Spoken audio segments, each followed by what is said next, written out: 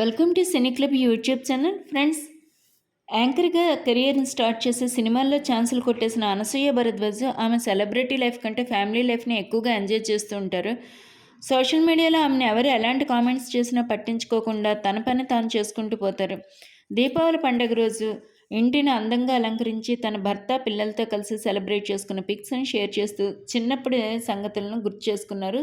చిన్నప్పుడు అన్ని పండుగల కన్నా దీపావళి ఎంతో ప్రత్యేకంగా జరుపుకునే వాళ్ళమని, ఈ పండగ కోసం ఎదురు చూసేవాళ్ళమని చెప్పారు.